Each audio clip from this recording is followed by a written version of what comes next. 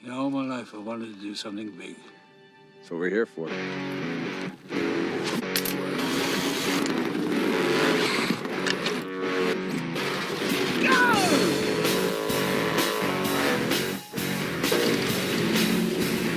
Now, what exactly do you intend to do here in the United States? Set a land speed record.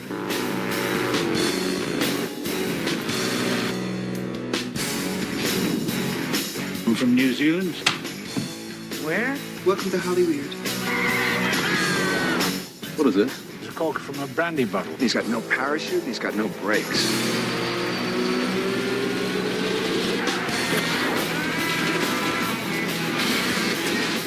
Aren't you scared you'll kill yourself if you crash? No.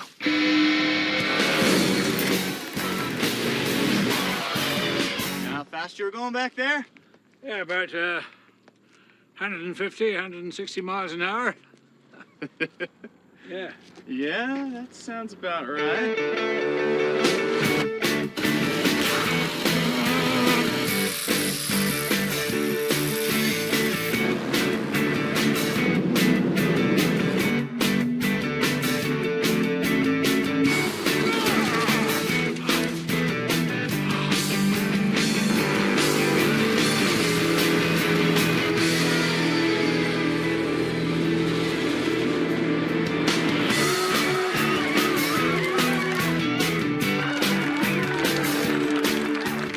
Ever since I was a lad, I've been interested in things that go fast.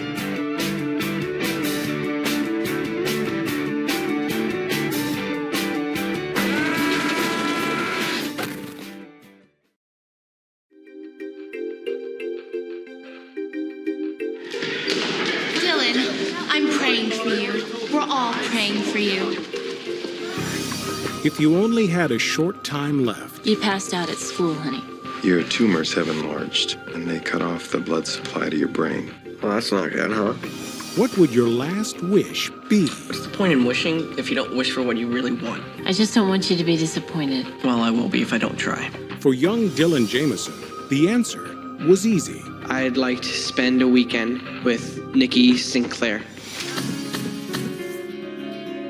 But for the supermodel of his dreams, You want to go out to dinner? things weren't so obvious. If you come to New York, you can just call that number and we'll get together then, okay?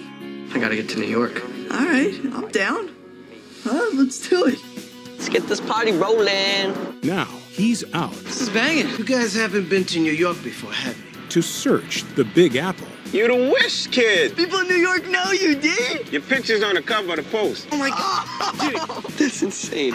and find the woman he loves These are for Nikki. We should call you back real soon. Have a nice day. before his time runs out. Is Nikki here tonight? Hit the road. Come on. Hey, are you dying? Both are on a journey of faith and love. You don't know what being in love is. To you? I did. Both will be changed forever. Dad! Even though I'm not there, I'm with you every step along the way. You okay? I'm fine. You don't look fine. Cynthia Nixon, Michael Angarano, Sonny Mabry, Michael Rispoli, Brian Stokes-Mitchell, Gina Gershon, and Nellist Wycliffe Jean, with Johnny Messner. In a story about the search I hope you don't hate me. I'm gonna love you for the rest of my life. for one last thing.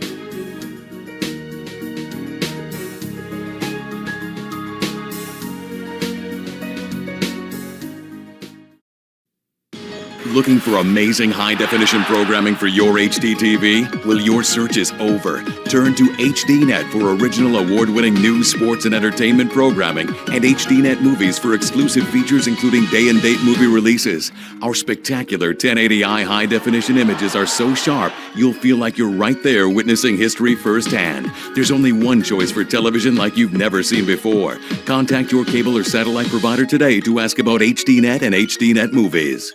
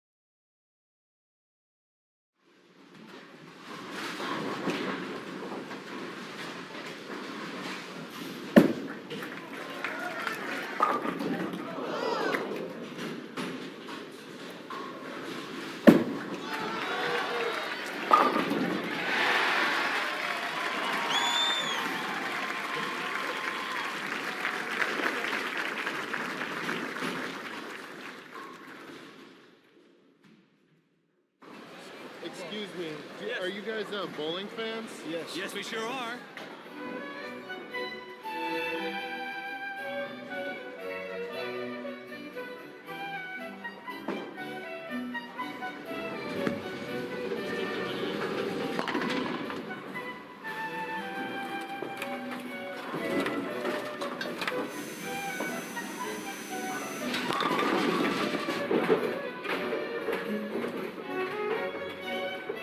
Yeah, I bowled as a kid. I bowled with my family. I bowled with friends. It's what you did Saturday. It's what you did Sunday. You bowled. It was cool. Bowling. I mean, bowling's a blast. I mean, it's the ultimate family entertainment. Can talk about having bowled together, and that's about as apple pie as you can get. Bowling is by far the most popular participatory sport in America. More Americans bowled last year than voted. Everybody has fun bowling. Nobody never has not fun bowling. I mean, everybody who's gone to a bowling center as bowled has had fun doing it. Even if they throw a gutter ball, they laugh about it. They have a good time. Families spend time together when they're bowling. Americans don't spend as much time as they used to together, either in bowling leagues or other common activities. And that's undermining our common citizenship. We have to do something about that. It's almost like the word bowling is funny, or people just automatically have a negative connotation of that word. What are you doing? I'm going bowling. I'm not bowling much myself, but I enjoy making fun of people who bowl.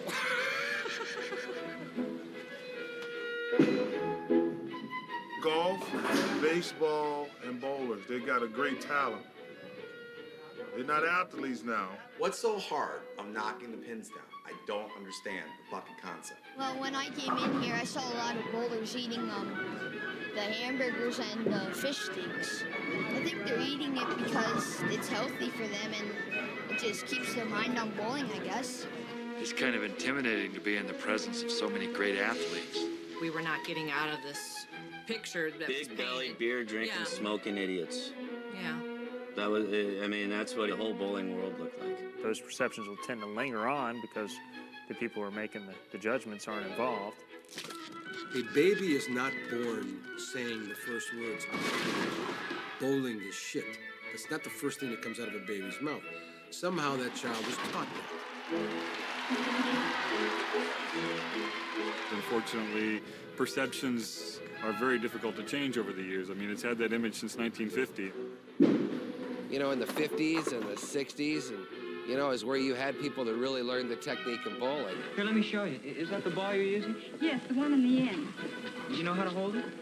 Oh, I think so. You just put your fingers in the holes and throw it. Well, there's a little more to it than that.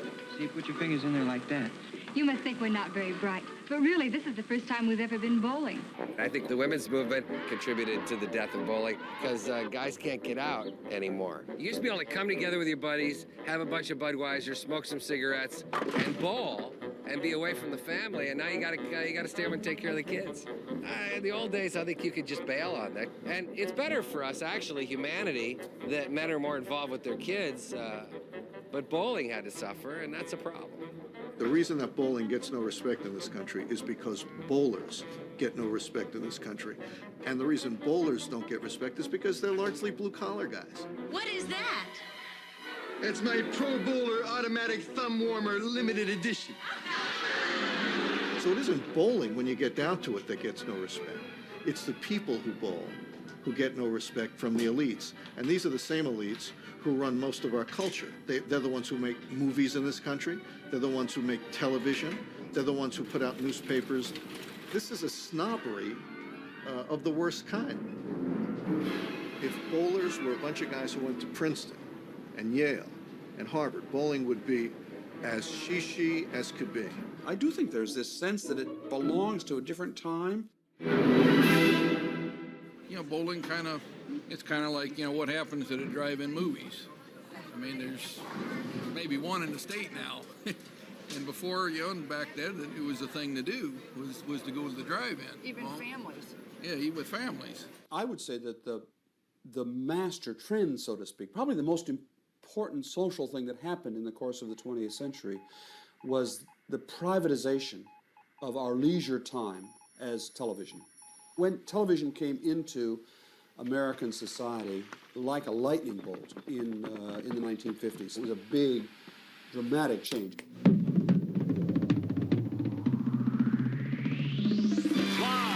here are your finalists: Pete Weber, Walter Ray Williams Jr., Wayne Webb. I've enjoyed being behind the microphone at 3:30 on Saturday afternoons. I've been a part of the rich heritage of the Professional Bowlers Tour, a show whose family tree stretches back to the days when television was an infant.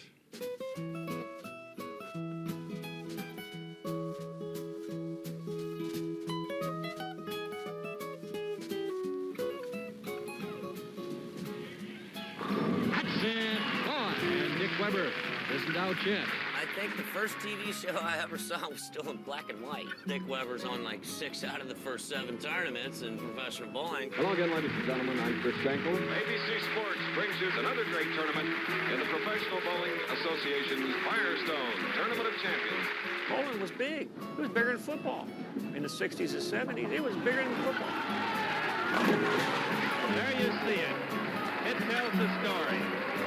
The crowd tells the story.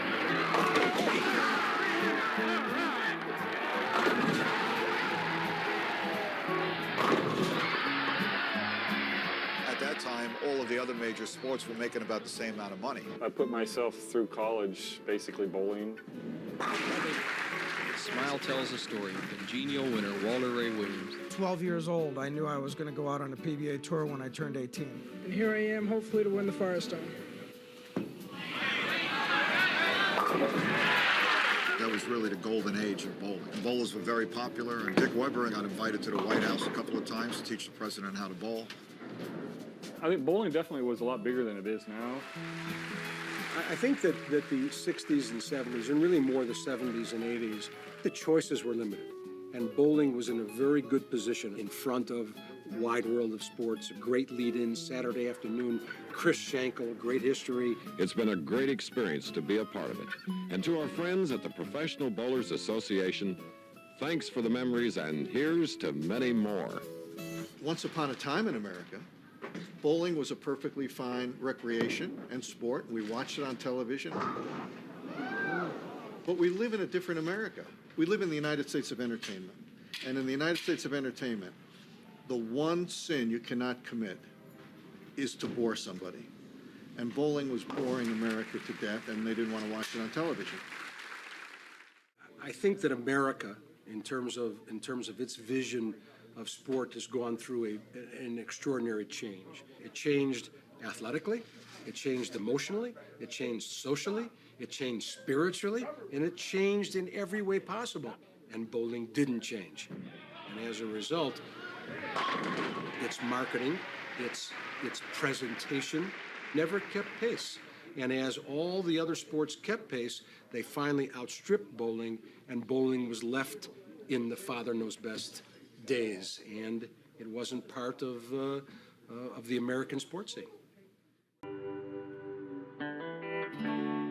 A lot of the stuff I do on TV, I have got from wrestling, and you know, I got to come up with a new one. The crotch chop's getting a little old, and people aren't liking it, so I got to come up with a new one.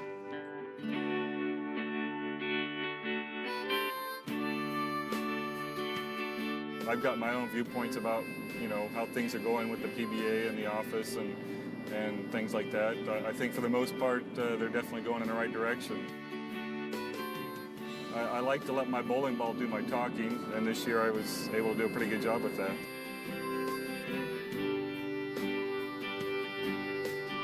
I think it's exciting. I think for the first time I've actually thought maybe my kids could be bowlers. Because there might be a PBA around and they might actually be able to make a living doing it. Yay! He just needed his boys here. See that? We show up and Daddy throws a three-bagger.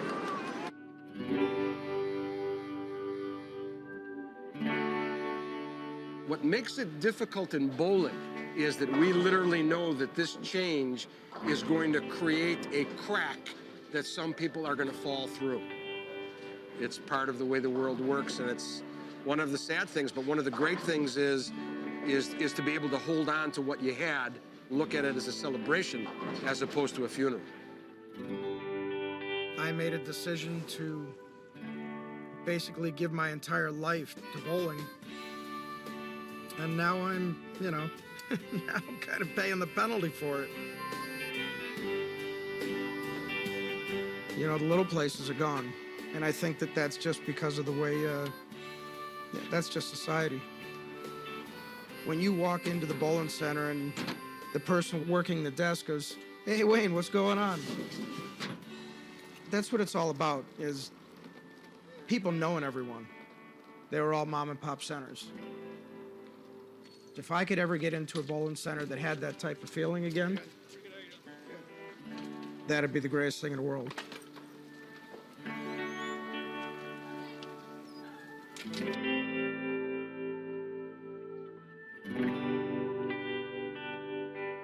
I defy anybody in this room to tell me, even for a moment, that we haven't made monumental progress.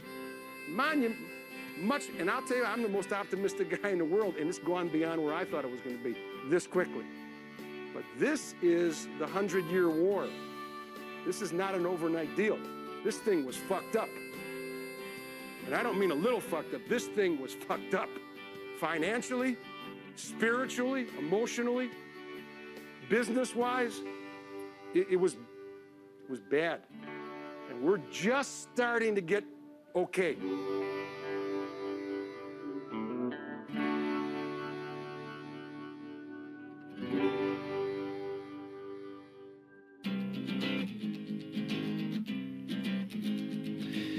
You watch me on your TV. Say that my job is easy.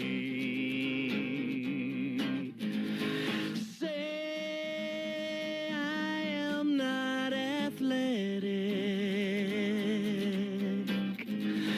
You think my sport's pathetic.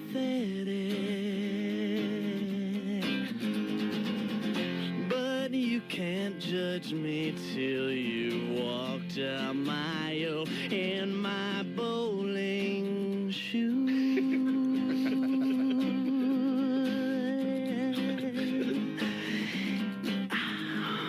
So I don't get all the ladies,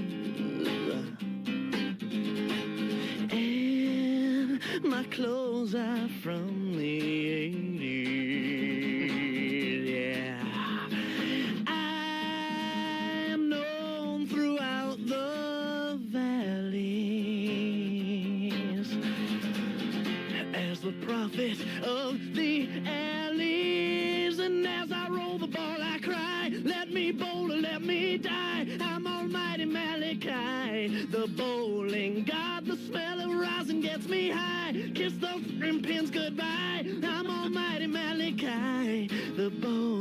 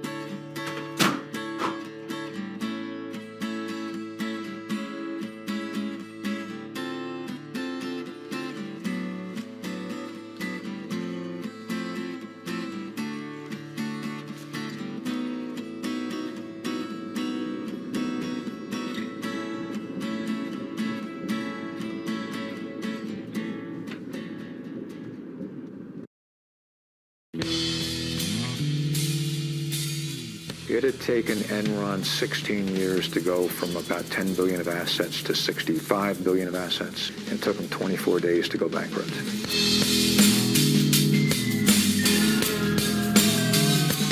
The fatal flaw at Enron was pride, arrogance, intolerance. Lord, money you guys stole from those poor grandmothers? Did you convert stock worth $66 million? I don't know. I netted approximately $100 million. Enron is a company that deals with everyone with absolute integrity. To argue about my compensation, and if I step on somebody's throat on the way, that doubles it, well, I'll stomp on the guy's throat. The other thing about people at Enron is a lot of them were former nerds. You wanted to be the most popular guy on Wall Street, and you were going to do whatever you had to do. They sought out every loophole they could in order to profit. The rules weren't quite clear. They could bury debt, they could bury losses. An industry that was very reliable for 100 years was all of a sudden turned into a casino. Those guys could just yank the California economy on its leash whenever they wanted to, and they did it, and they did it, and they did it. He just steals money from California to the tune of $1 million or $2 a day. Let me rephrase that. Could I predict phony energy crisis as a result of deregulation? Yes. Could I predict that Arnold Schwarzenegger would be our governor as a result of deregulation? Oh, I didn't expect that. How exactly does Enron make its money? Accounting doesn't get that creative. I would like to know if you are on crack. This is the shredded evidence that came out of Enron. Everyone was on the bandwagon, and it can happen again. We are the good guys. We are on the side of angels.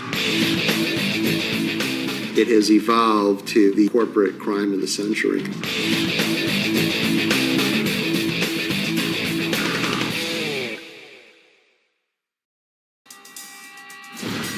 Looking for anything in particular today? No, I'm just looking. Thanks.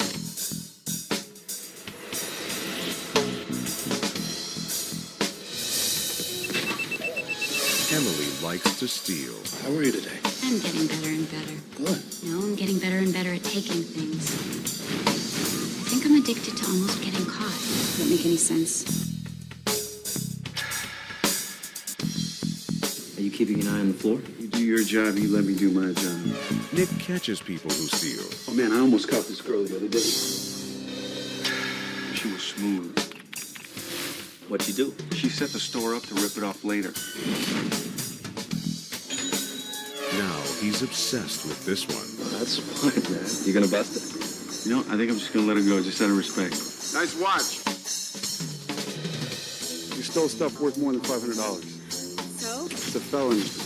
Hi, honey. Is that your mom? Would you like to have some pie with us? Nicholas is just leaving. I would love to. Now he needs her help. You owe me a money. I understand. Good. I don't have the money. I just need a week. You have 48 hours. If I don't pay these guys, I'm in big trouble. I need you to help me. When these two get together, the con is on. Why don't you rip off the store? Make it an inside job.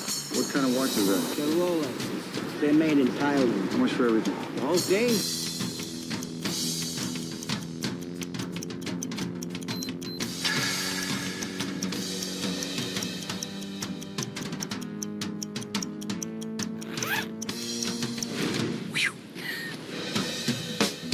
I want you to get a backpack and bring it to me. 2 strikes, then you're out. I promise you I'm gonna get to the money. Don't make promises, Nick. It's bad luck. You have 24 hours. I got nothing left to lose. Hey, why were you running? Why are you chasing me? Meredith Bishop, Jesus Garcia, Lee Taylor Young, Henry Cherney, Michael Nuri. Klepto. The camera is always watching.